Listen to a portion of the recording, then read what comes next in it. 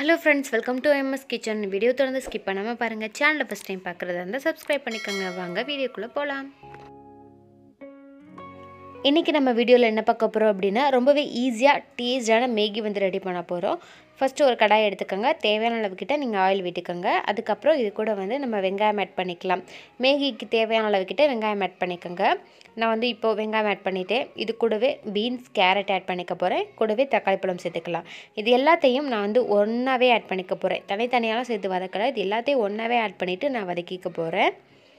இப்போ இது எல்லாத்தையும் சேர்த்ததுக்கு அப்புறம் இப்போ நல்லா mix பண்ணிட்டு நல்லா நம்ம வதக்கிக்கலாம்.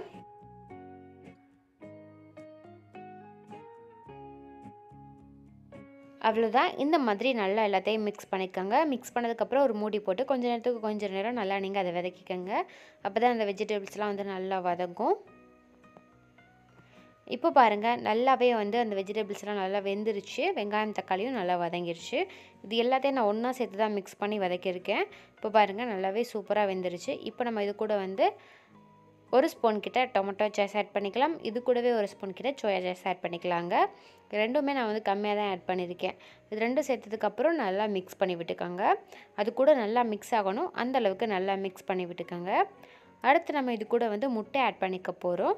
இது உங்களுக்கு பிடிச்சிருந்தா ஆட் பண்ணிக்கங்க. அப்படி இல்லனா ஸ்கிப் பண்ணிக்கங்க. முட்டை சேர்க்காமயும் இது நல்லா இருக்கும்.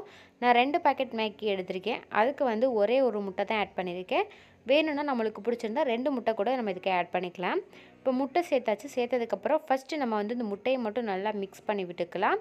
அதுக்கு அப்புறம் தான் நம்ம வந்து அந்த வெஜிடபிள்ஸ் கூட நல்லா mix பண்ணனும். ஃபர்ஸ்ட் வந்து முட்டையை வந்து லைட்டா mix பண்ணி விட்டுக்கலாங்க. இது கூடவே salt வேணா நீங்க ஆட் பண்ணிக்கங்க.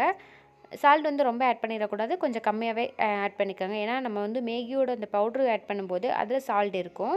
அதனால இந்த வெஜிடபிள்ஸ்க்கு மட்டும் நம்ம கொஞ்சமா salt ஆட் பண்ணா போதும்.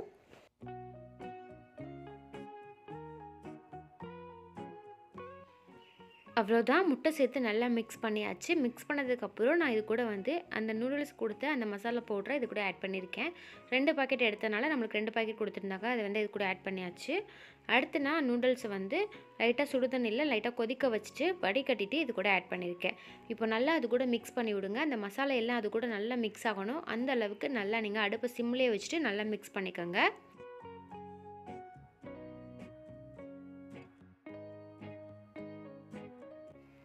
இப்போ பாருங்க இந்த மாதிரி நல்லா mix பண்ணியாச்சு.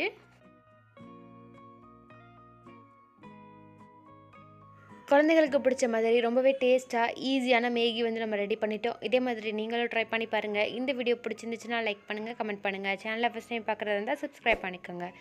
தொடர்ந்து நம்ம சேனலுக்கு சப்போர்ட் பண்ணுங்க. Okay friends, bye. இதே மாதிரி இன்னொரு வீடியோல நம்ம மீண்டும் சந்திக்கலாம்.